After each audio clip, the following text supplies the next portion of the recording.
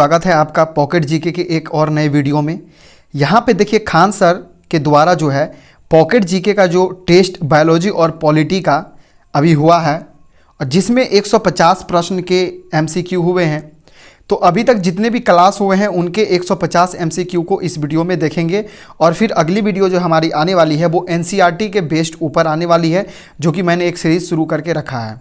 और इसके बाद फिर आपको पॉकेट जीके का वीडियो मिलेगा और पॉकेट जीके के जितने भी खान सर की हैं वो सभी वीडियो हमारे चैनल्स पे उपलब्ध हैं, प्लेलिस्ट में जाइए, सभी को देखिए। तो यहाँ पे पहला क्वेश्चन क्या कहता है वो देखते हैं। कहता है प्राकृतिक चयन के द्वारा जैविक विकास का सिद्धांत किसने प्रतिपादित किया था? तो इसका आंसर जो है ऑप्शन नंबर 1 हो जाएगा चार्ल्स डार्विन। उत्परिवर्तन के सिद्धांत के जन्मदाता हैं, तो इसका आंसर जो आपका डी ब्रीज हो जाएगा। क्या हो जाएगा? De Vries. अगला देखिए डायनासोर है रहे हैं, डायनासोर रहे हैं, तो इसका आंसर आपका सी जो है वो सही हो जाएगा। मेसोजोइक युग में जीवन संघर्ष और योग्यतम की उत्तरजीविता का संबंध है किस चीज़ से है? आपको जवाब देना है, तो ये हो जाएगा डार्विनवाद से। विकास का मुख्य कारक है, विकास का जो है मुख्य कारक क्या है आपको बताना है, तो ये हो जाएगा प्राकृतिक वरण। अब देखिए अगला क्वेश्चन है कि मेथिज पूर्वज है, मेमेंथ जो है ये मेमेंथ वो पूर्वज है, किसका पूर्वज है? जवाब देना है, तो ये हो जाएगा हाथी का। किसका हो जाएगा? हाथी का। पृथ्वी का सबसे पुराने जीव कौन सा है?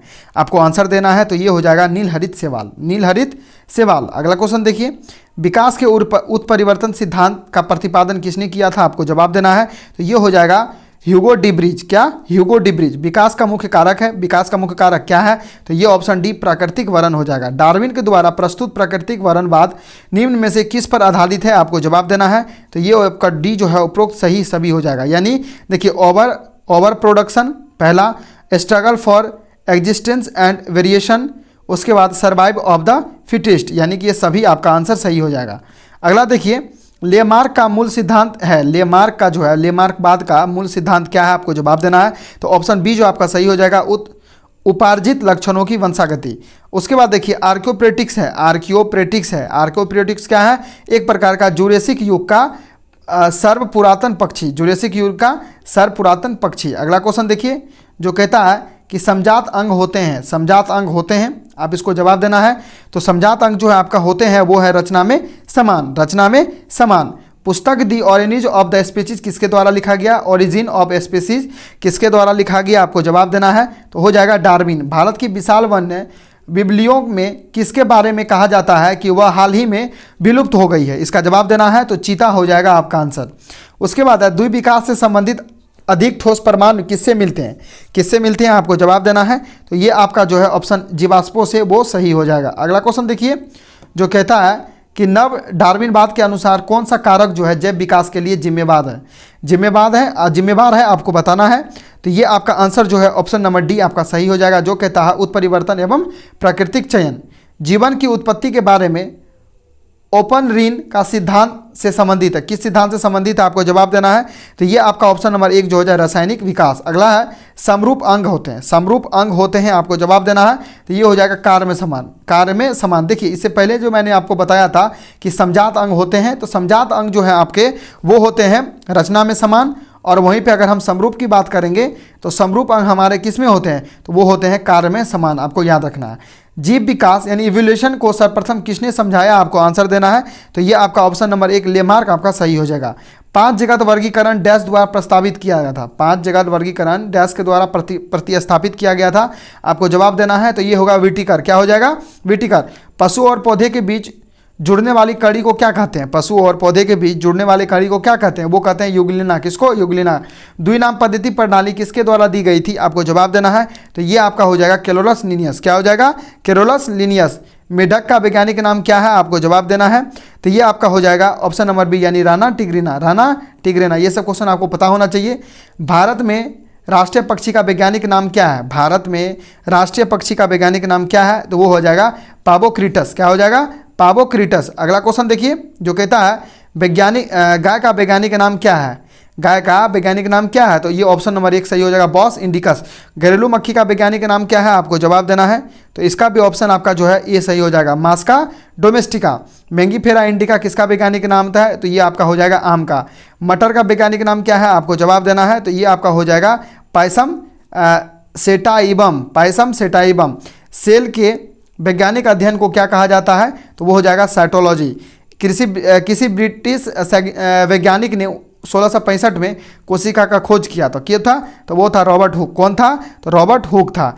निम्नलिखित में से कौन सी सबसे बड़ी ज्ञात कोशिका है, सबसे बड़ी ज्ञात कोशिका है, आपको जवाब देना है। तो ये हो जाएगा शुतुरमुर्ग का अंडा, जिसको ऑर्किड एग कहा जाता है। कोशिका के किस हिस्से में प्रोटीन पाया जाता है, बनाया जाता है, आपको जवाब देना है। तो ये आपका ऑप्शन नंबर सी यानी कि राइबोसोम हो जाएगा। और राइबोसोम में कौन, तो हो जाएगा आपका रफ एंडोप्लाज्मिक रेटिकुलम। निम्नलिखित में से किसका कोशिका अंग को कोशिका की आत्मघाती थैली या सुसाइडल बैग के नाम से जाना जाता है, तो हो जाएगा आपका लाइसोसोम। निम्नलिखित में से कौन सी कोशिका अंग केवल पादप कोशिकाओं में स्थित होता है, आपको इसका जवाब देना है। तो ये आपका हो जाएगा प्लास्टिड। निम्नलिखित में से कौन सा कोशिका का नियंत्रक केंद्र होता है, नियंत्रक केंद्र कौन होता है, आपको जवाब देना है। तो ये हो जाएगा केंद्रक। शरीर में लगी चोट की मरम्मत के लिए किस प्रकार के सेल विभाजन प्रयोग किए जाते हैं, आपको जवाब देना है। तो ये हो जाएगा आपको माइटोसिस। क्या हो जाएगा, माइटोसिस। अगला क्वेश्चन देना है कि गुणसूत्र किसके दौरान अलग होते हैं, गुणसूत्र जो है किसके दौरान अलग होते हैं, तो वो हो जाएगा एनाफेज। निम्नलिखित में से कौन सा चरण कोशिका चक्र में शामिल 95% समय पर कब्जा करती है, आपको जवाब देना है। तो ये हो जाएगा इंटरफेज। क्या हो जाएगा, इंटरफेज। अगला क्वेश्चन देखिए जो कहता है कि समसूत्री विभाजन स्वरूप मातृ कोशिका यानी पेरेंट सेल में कितनी पुत्री जो है कोशिका का निर्माण होती है, तो आपको इसका जवाब देना है। तो ये आपका हो जाएगा ऑप्शन नंबर 2। क्या हो जाएगा, 2। यानी कि अगर 2n है तो ये अगर बटेगा तो ये भी 2n होगा और गुणसूत्र की संख्या क्या होगी, समान होगी, आपको याद रखना है। अर्धसूत्री विभाजन के फलस्वरूप जो है पेरेंट सेल में कितनी पुत्री कोशिका का निर्माण होता है, तो ये सी हो जाएगा 4। यानी कि अगर कोई n है, अगर इसका 4 भाग में बांटिएगा तो इसका n ही होगा, यानी गुणसूत्र क्या हो जाएगा, आधा हो जाएगा। क्या हो जाएगा, आधा हो जाएगा। तो याद रखना है। अर्धसूत्री विभाजन होता है, आपको जवाब देना है कि अर्धसूत्री विभाजन जो है वो होता है, क्या होता है, तो ये आपका हो जाएगा जनन कोशिका में। कहाँ, जनन कोशिका में। शहद का प्रमुख घटक है, शहद का प्रमुख घटक क्या है, तो वो है फ्रुक्टोज। क्या है, फ्रुक्टोज। क्या है, फ्रुक्टोज। निम्नलिखित में से कौन सी शर्करा तत्काल ऊर्जा प्रदान करती है, आपको जवाब देना है। ये आपका हो जाएगा ग्लूकोज, C6H12O6, C6H12O6। प्रोटीन बनाने के लिए जो है कितनी अमीनो अम्ल की आवश्यकता होती है, तो वो हो जाएगा 20। क्या हो जाएगा, 20। प्रोटीन को निम्नलिखित में से क्या माना जाता है, प्रोटीन को निम्नलिखित में से क्या माना जाता है, तो आप देख लीजिए यहाँ पे ऊर्जा उत्पाद, स्थूलतावर्धक, शरीर का निर्माण करने वाला या विनियामक, आपको इसका जवाब देना है। तो ये आपका हो जाएगा शरीर में शरीर का निर्माण करने वाला, शरीर का निर्माण करने वाला। निम्नलिखित में से किसे प्रोटीन का सबसे अधिक स्रोत पाया जाता है, किसमें प्रोटीन का सबसे अधिक स्रोत पाया जाता है, तो वो हो जाएगा सोयाबीन में। भोजन में से किसमें प्रति ग्राम सर्वाधिक ऊर्जा प्राप्त होती है, आपको इसका जवाब देना है। तो ये आपका ऑप्शन नंबर बी जो है वो सही हो जाएगा। उपस्थि या हड्डियों के निर्माण में संपोषण में आवश्यक तत्व कौन है, आपको इसका जवाब देना है। तो ये ऑप्शन नंबर बी आपका कैल्शियम सही हो जाएगा। अगला क्वेश्चन देखिए जो कहता है कि पालक के पत्तों के जो है किसकी मात्रा सबसे अधिक होती है, आपको जवाब देना है। तो ये आपका हो जाएगा आयरन की। किसकी मात्रा अधिक होती है, तो आयरन की होती है, आपको जवाब देना है। अगला क्वेश्चन देखिए जो कहता है कि एक गिलास पानी में पीने से कितनी कैलोरी मिलती है, एक गिलास पानी में पीने से कितनी कैलोरी, तो 0 हो जाएगा। विटामिन शब्द का वैज्ञानिक नाम क्या है, आपको जवाब देना है। तो ये आपका हो जाएगा सी फंक, यानी कि फंक के द्वारा ही विटामिन शब्द का यूज किया गया था। कौन सा विटामिन जो है जल में घुलनशील है, तो बी एवं सी हो जाएगा, यानी कि ए और बी दोनों हो जाएगा। नींबू में कौन सा विटामिन पाया जाता है, आपको जवाब देना है। तो हो जाएगा ऑप्शन सी, यानी कि विटामिन सी हो जाएगा।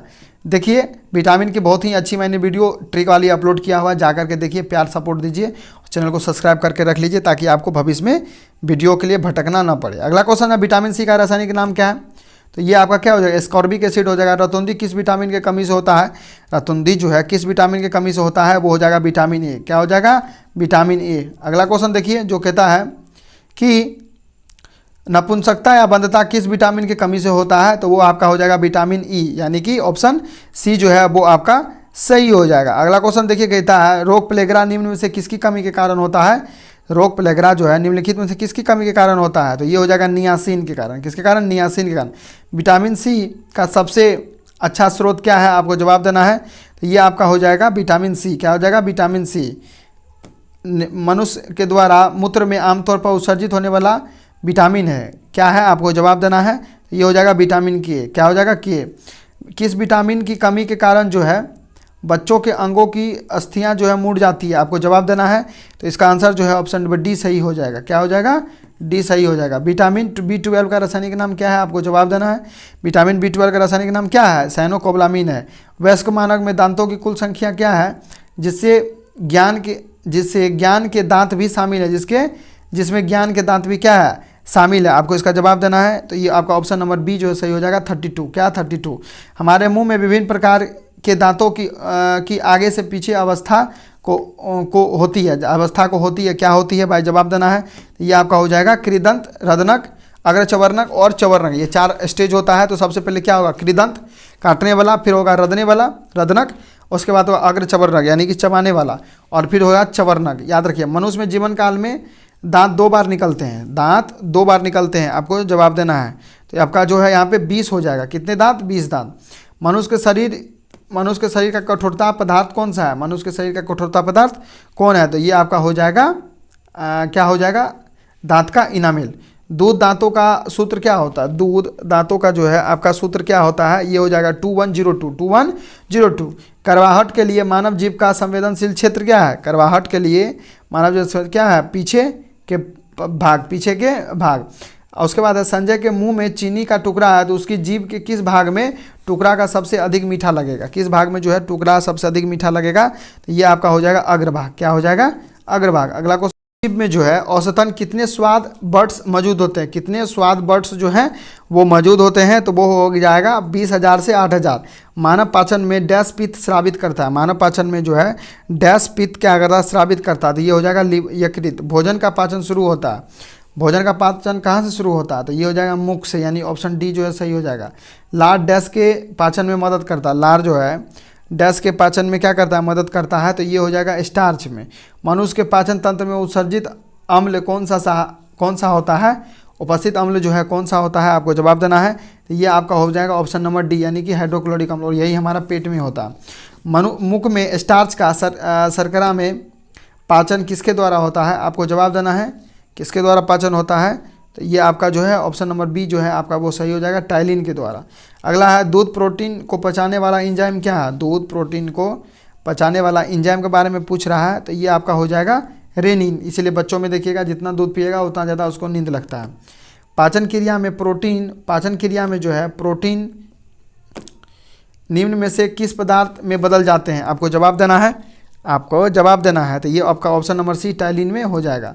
वसा का पाचन करने वाला एंजाइम लाइपेज निम्न में से किसके द्वारा निकलता है, आपको जवाब देना है। आप यहाँ पे आंसर देख लीजिए, ठीक है, तो इसका आंसर जो है ऑप्शन नंबर डी सही हो जाएगा, अग्नाशय से। कहाँ से, अग्नाशय से। अगला क्वेश्चन देखिए, ग्रास नली से भोजन सर्वप्रथम अमाशय के किस भाग में पहुँचता है, आपको जवाब देना है। तो ये आपका हो जाएगा ऑप्शन नंबर बी, यानी कि कार्डियक भाग। क्या हो जाएगा, कार्डियक भाग। अमाशय में जो भोजन रहता है उसे क्या कहते हैं, अमाशय में जो भोजन रहता है उसको क्या कहते हैं, उसको कहते हैं काइम। श्वसन क्रिया के दौरान कौन सी गैस की मात्रा में कोई परिवर्तन नहीं होता, कौन सी गैस की मात्रा में कोई परिवर्तन नहीं होता है, तो वो हो जाएगा ऑप्शन नंबर बी। क्या हो जाएगा, ऑप्शन नंबर बी, यानी कि नाइट्रोजन। मुख्य रूप से किसे ऑक्सीजन के द्वारा उत्पन्न ऊर्जा के श्वसन कहा जाता है, किस रूप से किसके ऑक्सीकरण द्वारा उत्पन्न ऊर्जा को श्वसन कहा जाता है। आप यहाँ पे ऑप्शन देखिए, यहाँ पे आप ऑप्शन देखिए, तो आपका ऑप्शन जो है कार्बोहाइड्रेट सही हो जाएगा। क्या, कार्बोहाइड्रेट सही हो जाएगा। मनुष्य में सांस लेने की दर सामान्य प्रति मिनट कितनी होती है, सामान्य प्रति मिनट कितनी होती है, हम जो सांस लेते हैं, ठीक है, सामान्य दर जो है सामान्य प्रति मिनट मतलब 1 मिनट में कितना बार होता है, आपको जवाब देना है। तो ये आपका हो जाएगा 12 से 16 बार। श्वसन तंत्र में ऑक्सीजन का आवागमन किसके द्वारा होता है, तो किसके द्वारा होता है, आपको जवाब देना है। तो ये हो जाएगा आपको हीमोग्लोबिन के द्वारा, आरबीसी के द्वारा। आपको पता होगा आरबीसी के द्वारा ही हमारे शरीर के सभी भागों तक ऑक्सीजन पहुंचती है। वायवीय श्वसन क्या है, वायवीय श्वसन जो है क्या है, आपको जवाब देना है। तो ऑक्सीजन की उपस्थिति में श्वसन। उसके बाद है कि एरोबिक श्वसन में ग्लूकोज डैश में बदल जाता है, ग्लूकोज किस में बदल जाता है, डैश में बदल जाता है। यह होगा कार्बन डाइऑक्साइड, पानी एवं ऊर्जा में। निम्नलिखित में से क्या श्वसन प्रणाली और पाचन तंत्र दोनों का हिस्सा है, तो आपको इसका जवाब देना है। तो इसका जवाब ऑप्शन नंबर 1 जो है ग्रसनी हो जाएगा। अगला है मानव उत्सर्जन तंत्र में अपशिष्ट के निष्कासन के लिए निम्न में से चरणों के सही क्रम आपको चुनना है। तो सही क्रम क्या होगा, तो इसका सही हो जाएगा, यानी कि पहले ब्रिक होगा, फिर मूत्रवाहिनी होगा, फिर मूत्राशय होगा, फिर आपका जो है मूत्र मार्ग होगा, याद रखना। अगला क्वेश्चन है, पक्षी होते हैं, पक्षी क्या होते हैं, आपको जवाब देना है। तो ये आपका हो जाएगा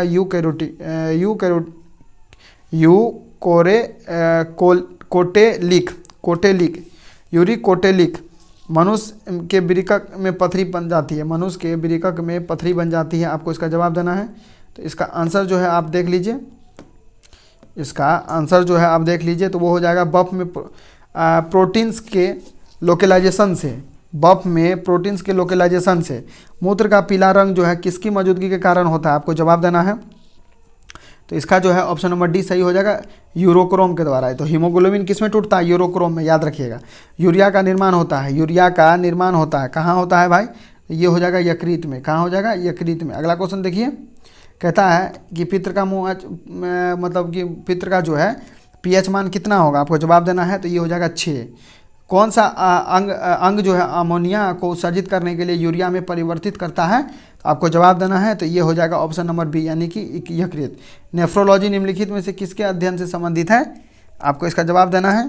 ठीक है, तो ये आपका हो जाएगा, क्या हो जाएगा, वृक्क। क्या हो जाएगा, वृक्क। आपको जवाब देना। अगला क्वेश्चन देखिए, कह रहा है कि डायलिसिस का उपयोग डैश रोगियों के लिए किया जाता है, डायलिसिस का प्रयोग जो है डैश रोगियों के लिए किया जाता है, आपको जवाब देना है। तो ये हो जाएगा आपका वृक्क की परेशानी है। तो सामान्य वयस्क मनुष्यों के डैश चवर्णक होते हैं, कितने चवर्णक होते हैं भाई, आपको जवाब देना है। ये हो जाएगा 12। कितना हो जाएगा, 12। नलिका का चयन कीजिए, उस नलिका का चयन कीजिए जो मूत्र को मूत्राशय से शरीर के बाहर निकल ले जाती है। तो इसका आंसर हो जाएगा मूत्र मार्ग। अभी तक हमने जो है 100 क्वेश्चंस देखे हैं, अब हम सेक्शंस को देखेंगे। तो पहला क्वेश्चन क्या कहता है वो देखिए, किसी अधिनियम के द्वारा कंपनी के सदस्यों व कर्मचारियों का वेतन भारतीय राजस्व से दिए जाने का प्रावधान किया गया था। तो किस अधिनियम के द्वारा किया गया था, आप यहाँ पे देख सकते हैं। तो इसका ऑप्शंस जो है आपका हो जाएगा, ठीक है, इसका ऑप्शंस आपका हो जाएगा 1773 का चार्टर अधिनियम, 1773 का चार्टर अधिनियम के द्वारा। केंद्र और राज्य के लिए अलग अलग बजट का प्रावधान जो है सर्वप्रथम किस अधिनियम में देखने को मिलता है, तो इसका आंसर जो है आपका हो जाएगा भारत शासन अधिनियम 1919, भारत शासन अधिनियम 1919 के द्वारा। अगला क्वेश्चन देखिए, जो कहता है किस अधिनियम को मार्ले मिंटो सुधार के नाम से जाना जाता है, तो ये आपका हो जाएगा भारत परिषद अधिनियम 1909, भारत परिषद अधिनियम 1909। केंद्र में कौन सा जो है एक्ट द्विसदनीय विधायिका लगाया था, तो लगाया गया। तो आप यहाँ पे देख सकते हो ऑप्शंस, आप इसका जो आंसर जो है आपका हो जाएगा 1919 का एक्ट के द्वारा। 1935 का गवर्नमेंट ऑफ इंडिया एक्ट क्यों महत्वपूर्ण है, आपको बताना है। 1935 का जो है गवर्नमेंट ऑफ इंडिया एक्ट जो है क्यों महत्वपूर्ण है, तो वो है भारतीय संविधान का प्रमुख स्रोत, क्योंकि यहाँ पे जो है भारतीय संविधान का प्रमुख स्रोत है। आगे देखिए, द्वैत शासन की शुरुआत जो है सबसे पहले किस अधिनियम के तहत हुई थी, द्वैत शासन की शुरुआत सबसे पहले किस अधिनियम के तहत हुई थी, तो ये आपका हो जाएगा मॉन्टेग चेम्सफोर्ड सुधार, मॉन्टेग चेम्सफोर्ड सुधार। अगला क्वेश्चन देखिए, आपको जो है सही जोड़ी मिलाना है कि इसका जो है क्या सही होगा। आप यहाँ पे देख सकते हैं, आपका जो है भारत सरकार अधिनियम 1919 दिया है, भारत सरकार अधिनियम 1935 है, मिर्ले मांटे सुधार 1909 है, उसके बाद भारत परिषद अधिनियम 1861 है, भारत सरकार अधिनियम 1858 है। तो इसका आपको आंसर बताना है। तो इसका आंसर जो है आपका ऑप्शन नंबर सी जो है आपका हो जाएगा, यानी कि एक का क्या हो जाएगा 3, अब बी का क्या हो जाएगा 1, सी का हो जाएगा 4 और डी का हो जाएगा 2 और 3 का हो जाएगा ई का हो जाएगा 5। तो इस तरह से आप इसका आंसर मिला लीजिए, सी हो जाएगा इसका ऑप्शन। तो आप याद रख सकते हैं। अगला है, भारतीय संविधान सभा की प्रारूप समिति के अध्यक्ष थे, भारतीय संविधान सभा की प्रारूप समिति के अध्यक्ष कौन थे, तो डॉक्टर बी.आर. अम्बेडकर थे। कुल सदस्य की संख्या इसमें कितनी थी, तो 7 थी, जिसमें अध्यक्ष हमारे बी.आर. अम्बेडकर थे। याद रखना है, भारतीय सभा में चुने गए अस्थायी अध्यक्ष कौन था, अस्थायी अध्यक्ष कौन था, आपको जवाब देना है। तो डॉक्टर राजेंद्र प्रसाद थे। और अस्थायी अध्यक्ष के आपको बारे में कमेंट बॉक्स में कमेंट करके बताना। भारतीय संविधान सभा में महिलाओं सदस्यों की कुल संख्या कितनी थी, तो वो 15 था। आपको डी जो है ऑप्शन सही हो जाएगा। भारतीय संविधान सभा की स्थापना की गई थी, भारतीय संविधान सभा की स्थापना कब की गई थी, तो वो है 9 दिसंबर 1946, 9 दिसंबर 1946। निम्नलिखित में से किसके द्वारा जो संविधान में उद्देश्य यानी कि संकल्प लाया गया था, संकल्प लाया गया था, आपको बताना है। तो जवाहरलाल नेहरू के द्वारा, जवाहरलाल नेहरू के द्वारा, आपको याद रखना है। और आगे देखिए, भारत के संविधान में मूल कॉपी को किसने लिखा था, मूल कॉपी को किसने लिखा था, आपको जवाब देना है। तो वो हो जाएगा प्रेम बिहारी नारायण रायजादा, प्रेम बिहारी नारायण रायजादा, प्रेम बिहारी नारायण रायजादा। संविधान निर्मात्री परिषद की झंडा समिति के अध्यक्ष कौन थे, झंडा समिति के अध्यक्ष कौन थे, आपको बताना है। तो डॉक्टर राजेंद्र प्रसाद कौन थे, डॉक्टर राजेंद्र प्रसाद थे। और अंतरिम मंत्रिमंडल में रक्षा मंत्री कौन थे, अंतरिम मंत्रिमंडल में जो थे आपके रक्षा मंत्री कौन थे, तो बलदेव सिंह। जिसके पास बल होगा वही रक्षा करेगा, जिसके पास बल होगा वही रक्षा करेगा। लियाकत अली खान जो है अंतरिम मंत्रिमंडल में किस विभाग के मंत्री थे? किस विभाग के मंत्री थे? आपको जवाब देना है। तो इसका आंसर जो आपका हो जाएगा वित्त मंत्री। क्या हो जाएगा? वित्त मंत्री। अगला है क्वेश्चन जो कहता है कि संविधान सभा का 10वां सत्र जो है कब आयोजन किया गया था? संविधान सभा का 10वां सत्र जो है कब आयोजन किया गया था? आपको बताना है। तो ये है 6 से 17 अक्टूबर 1949। 6 से 17 अक्टूबर 1949। आपको याद रखना, निम्नलिखित में से कौन जो है 1946 में मद्रास निर्वाचन क्षेत्र से संविधान सभा का हिस्सा बना था? मद्रास निर्वाचन क्षेत्र से संविधान सभा का हिस्सा बना था। तो इसका आंसर जो है आपका हो जाएगा वो है अम्मू स्वामीनाथन। अम्मू स्वामीनाथन। कौन? तो अम्बू स्वामीनाथन। अगला क्वेश्चन देखिए, हम लोग देखते हैं फटाफट, जो कहता है संविधान सभा की प्रारूप समिति में कुल सदस्य कितने थे? अभी मैंने जस्ट बताया था, तो कितने थे? तो वो है 7, यानी एक थे आपके बी आर अम्बेडकर जो कि अध्यक्ष थे और बाकी अन्य सदस्य 6 थे। 6 का नाम आपको याद रखना है। संविधान सभा के सदस्यों ने डैश को भारत के संविधान पर हस्ताक्षर किए। संविधान पर हस्ताक्षर किए। तो आपको जवाब देना है संविधान सभा के सदस्यों ने डैश को, मतलब किस तारीख को जो है भारत के संविधान पर हस्ताक्षर किए थे? आपको जवाब देना है। तो वो हो जाएगा 24 जनवरी 1950। 24 जनवरी 1950। अगला क्वेश्चन देखिए, कहता है कि भारत की संविधान सभा में किस तिथि को राष्ट्रीय ध्वज अपनाया गया? किस तिथि को राष्ट्रीय ध्वज अपनाया गया? तो 22 जुलाई 1947। 22 जुलाई 1947। भारतीय संविधान में राज्य के नीति निर्देशक तत्व किस देश से लिए गए थे? किस देश से लिए गए थे? आपको बताना है। तो ये हो जाएगा आयरलैंड। किस देश से? आयरलैंड। किस देश से? आयरलैंड। आपको याद रखना, भारतीय संविधान में संविधान संशोधन की प्रक्रिया किस देश के संविधान से ली गई? संविधान संशोधन की प्रक्रिया किस देश के संविधान से ली गई है? तो वो आपका हो जाएगा ऑप्शन नंबर आपका 1 जो, यानी दक्षिण अफ्रीका। क्या हो जाएगा? दक्षिण अफ्रीका। क्या हो जाएगा? दक्षिण अफ्रीका। अगला देखिए, भारतीय संविधान की प्रस्तावना किस देश के संविधान से ली गई है? प्रस्तावना जो है किस देश के संविधान से ली गई है? आपको बताना है। तो यह है अमेरिका। क्या है? अमेरिका। क्या है? अमेरिका। संसदीय शासन प्रणाली की व्यवस्था जो है कहां से ली गई है? संसदीय शासन प्रणाली की व्यवस्था ब्रिटेन से ली गई है। आपातकाल का प्रावधान जो है भारतीय संविधान में किस देश से लिया गया है? आपातकाल का प्रावधान जो है भारतीय संविधान के किस देश से लिया गया? तो वो है ब्रिटिश संविधान से। कहां से? तो ब्रिटिश संविधान से। कहां से? ब्रिटिश संविधान से लिया गया। अगला क्वेश्चन देखिए, सूची 1 और सूची 2 को आपको मिलान करना है। आप यहां पे देख लीजिए, सूची 1 को जो है आपको सूची 2 से मिलान करना है। आप यहां पे ऑप्शंस भी देख सकते हैं। आप ऑप्शंस भी देख सकते हैं। तो इसका आंसर जो आपका हो जाता है 1 का हो जाएगा 4। 1 का क्या हो जाएगा? 1 का हो जाएगा आपका 4, यानी मौलिक अधिकार जो है अमेरिका के संविधान से लिया गया है। राज्य का नीति निर्देशक तत्व जो है, राज्य का नीति निर्देशक तत्व कहां से लिया गया? आर्य संविधान। कहां से? आर्य संविधान से लिया गया है। और मंत्रिमंडलीय जो है सरकार जो है वो कहां से लिया गया? वो है ब्रिटिश के संविधान से। और केंद्र राज्य संबंध कहां से लिया गया? कनाडा के संविधान से। तो इस तरह से आप इसको मिलान कर सकते हैं। तो ऑप्शन जो है इसका डी हो जाएगा। अगला है निम्नलिखित विवादों में से किस में सर्वोच्च न्यायालय ने जो प्रस्तावना को भारतीय संविधान की मौलिक संरचना का भाग स्वीकार किया? मौलिक संरचना का भाग स्वीकार किया है। तो ये हो जाएगा केशवानंद भारती। केशवानंद भारती कब हुआ था ये आपको बताना है कमेंट बॉक्स में। ठीक है। पुलिस और सार्वजनिक व्यवस्था भारत के संविधान की डैश अनुसूची के अंतर्गत आता है? आपका जो है पुलिस और सार्वजनिक व्यवस्था भारत के संविधान की डैश अनुसूची के अंतर्गत आता है? आपको इसका जवाब देना है। तो वो आ जाएगा 7वीं। कौन आ जाएगा? 7वीं। कौन आ जाएगा? 7वीं। पुलिस व्यवस्था 7वीं। याद रखिएगा। राज्य भूमि सुधार संशोधन किस अनुसूची आता है? राज्य भूमि सुधार संविधान के किस अनुसूची के अंतर्गत आता है? आपको जवाब देना है। तो ये आपका हो जाएगा 9वीं। क्या हो जाएगा? 9वीं। 10 में क्या हो जाएगा? दल बदल। 10 में क्या हो जाएगा? दल बदल। आपको याद रखना। 7वीं में क्या हो जाएगा? पुलिस और सार्वजनिक व्यवस्था। 7वीं में पुलिस और सार्वजनिक व्यवस्था। भारत के संविधान में कितनी अनुसूचियां हैं? भारत के संविधान में कितनी अनुसूचियां हैं? आपको जवाब देना है। तो ये हो जाएगा 12। कितना हो जाएगा? 12। कितना हो जाएगा? 12। कब 12वां जोड़ा गया था? आपको बताना है। मूल संविधान में कितना था ये भी बताना है। भारतीय संविधान में जो है 3 प्रकार की सूचियां हैं, जैसे संघ सूची, राज सूची तथा। संघ सूची, राज सूची तथा। और कौन हो जाएगा? तो वो हो जाएगा समवर्ती सूची। कौन हो जाएगा? समवर्ती सूची। भारतीय संविधान में कितने भाग हैं? भारतीय संविधान में कितने भाग हैं? आपको जवाब देना है। तो 22 भाग। अगर यहाँ पे जो है 9 का ए आप जोड़ देते हैं, 4 का ए जोड़ देते हैं, तो सभी को जोड़ के आपका 25 हो जाएगा। सभी को जोड़ के 25 हो जाएगा। आपको याद रखना है। निम्नलिखित में से अनुसूची में असम, मेघालय, त्रिपुरा और मिजोरम 4 पूर्वोत्तर राज्यों में जनजातीय क्षेत्रों का प्रशासन का विशेष प्रावधान है। प्रशासन का विशेष प्रावधान है। तो इसका आंसर बताना है। तो 6ठी अनुसूची। 6ठी अनुसूची। 6ठी अनुसूची याद रखना है। अगला है कि भारतीय संविधान की किस अनुसूची में दल बदल के आधार पर अयोग्यता के प्रावधान का उल्लेखित किया गया? दल बदल के आधार पर अयोग्यता के प्रावधान का उल्लेखित किया गया है। तो वो हो जाएगा 10। हो जाएगा 10। याद रखना है। 10 याद रखना है। भारतीय संविधान की 7वीं अनुसूची की किस राज्य में निम्नलिखित में से उनका उल्लेख नहीं है? उल्लेख है। 7वीं अनुसूची की राज्य सूची में निम्नलिखित में से किसका उल्लेख है? आपको जवाब देना है। आप यहाँ पे फटाफट ऑप्शन देखिए। तो ये आपका जो है हो जाएगा दा और दियूत। दा और द्यूत, यानी ऑप्शन जो है आपका बी वो सही हो जाएगा, बी जो है सही हो जाएगा। 9वीं अनुसूची भारतीय संविधान में कब जुड़ा है? 9वीं अनुसूची जो है भारतीय संविधान में कब जुड़ा है? तो प्रथम संविधान संशोधन 1951, प्रथम संविधान संशोधन 1951 के द्वारा। 42वां संविधान संशोधन को लघु संविधान भी कहते हैं, याद रखिएगा। भारत के संविधान की किस अनुसूची का मिलान जो है उसके विषय के साथ गलत दिया गया, गलत किया गया है, याद रखना है, क्या किया गया है? गलत किया गया है। तो ये जो है दूसरी अनुसूची भाषा है, यही गलत है, दूसरी अनुसूची भाषा है, यही आपका जो है गलत मिलान किया गया है। अगला क्वेश्चन हम लोग देखते हैं, जो कहता है कि निम्नलिखित में से किस समिति ने पंजाब और हरियाणा को राज्य बनाने की सिफारिश की थी? पंजाब और हरियाणा को जो है राज्य बनाने की सिफारिश की थी, तो वो आपका हो जाएगा सहयोग। क्या हो जाएगा? सहयोग। किस वर्ष भारतीय राज्यों का भाषा के आधार पर पुनर्गठन किया गया था? भाषा के आधार पर जो है राज्यों का पुनर्गठन किया गया था, और पहला राज्य कौन बने थे? आंध्र प्रदेश। पहला राज्य कौन बना था? आंध्र प्रदेश। आपको मैंने बताया था वीडियो बना करके, तो आपको इसका जवाब देना है। तो ये आपका हो जाएगा 1956 फैजल अली कमेटी के सहयोग से, जिसमें 14 राज्य और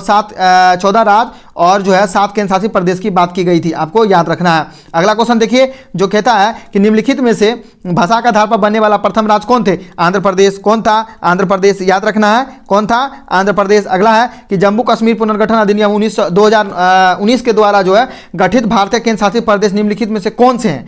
गठित 2019 द्वारा नए गठित भारतीय केंद्र शासित प्रदेश निम्न में से कौन थे? आपको जवाब देना है, आपको जवाब देना है। तो ये हो जाएगा जम्मू कश्मीर तथा लद्दाख, जम्मू कश्मीर तथा लद्दाख। भारत में किस प्रकार की नागरिकता का प्रावधान है? भारत में किस प्रकार की नागरिकता प्रावधान है? तो एकल नागरिकता। और ये कहां से लिया गया है? आप कमेंट बॉक्स में फटाक से कमेंट कीजिए। कौन सा अनुच्छेद भारत में नए राज्य के गठन के लिए किया गया है? कौन जो है अनुच्छेद जो है नए राज्य के गठन के लिए जो है किया गया है? आपको जवाब देना है। तो ये आपका हो जाएगा अनुच्छेद 3। अनुच्छेद 3 भारत के अनुच्छेद 1 में यह घोषित किया गया है कि इंडिया अर्थात भारत जो है क्या होगा? राज्यों का संघ होगा। क्या होगा? राज्यों का संघ होगा। अगला क्वेश्चन देखिए, जो कहता है निम्नलिखित में से कौन जो है नए राज्य को संघ में शामिल करता है? नए राज्य को संघ में शामिल करता है, तो यह आपका हो जाएगा संसद। कौन हो जाएगा? संसद। और संसद के जो है आपका 2 भाग होते हैं, एक होता है राष्ट्रपति और एक होता है आपका मतलब संसद के 3 भाग होते हैं। कितने भाग? 3 भाग। एक होते हैं राष्ट्रपति, एक होता है लोकसभा और एक होता है राज्यसभा, याद रखिएगा, ठीक है। अगला क्वेश्चन देखिए, सिक्किम को राज्य का दर्जा कब मिला? सिक्किम को जो है राज्य का दर्जा कब मिला है? तो वो है 1974 में, और स्वराज्य बना है 1974 में, और पूर्ण राज्य बना है 1975 में। कब बना? 1975 में। निम्नलिखित में से किस अनुच्छेद के तहत जो है नागरिक को नागरिकता का अधिकार प्रदान किया जाता है जो पाकिस्तान से प्रवास करके भारत आए हैं? जो पाकिस्तान से प्रवास करके भारत आए हैं, तो वो आ जाएगा अनुच्छेद 6। क्या हो जाएगा? अनुच्छेद 6। क्या हो जाएगा? अनुच्छेद 6, याद रखिए। भारतीय संविधान के अनुसार जो प्रवासियों को नागरिकता प्रदान करने का प्रावधान किस अनुच्छेद में किया गया है? किस अनुच्छेद में किया गया? आपको जवाब देना है। तो ये आ जाएगा ऑप्शन नंबर बी, यानी अनुच्छेद 6। क्या? अनुच्छेद 6। नागरिक संशोधन अधिनियम 2019 CAA में कितने देशों के नागरिकों को लाभान्वित किया गया है? कितने देशों के नागरिकों को लाभान्वित किया गया है? तो कुल 6 देश हैं। कौन है? 6 देश हैं। कितने हैं? 6 देश हैं। और उत्तराखंड जो है CAA लागू करने वाला पहला राज्य बन गया है, और आजादी से पहले आपको बताना है CAA लागू करने वाला पहला राज्य कौन बना है? कमेंट बॉक्स में आप ही के लिए है। और इसी तरह से दोस्तों इनका जो अगला सेट आएगा वो भी बहुत जल्द हमारे वीडियो जो अपलोड हो जाएंगे चैनल पे। अगर आप चाहते हैं कि पॉकेट जीके का MCQ आपको लगाना है, तो कमेंट बॉक्स में या फिर डिस्क्रिप्शन में आपको लिंक होगा हमारे टेलीग्राम को, आप ज्वाइन कर लीजिए। और बिहार पुलिस का अगर आप तैयारी करना चाहते हैं तो भाई कमेंट बॉक्स में कमेंट कीजिए, टॉपिक बाय टॉपिक आपको वहां पे मिल जाएगा। और NCERT 6 to 12 अगर आप खत्म करना चाहते हैं तो चैनल को सब्सक्राइब करके प्यार सपोर्ट और दीजिए। मिलते हैं नए वीडियो में, तब तक के लिए बाय।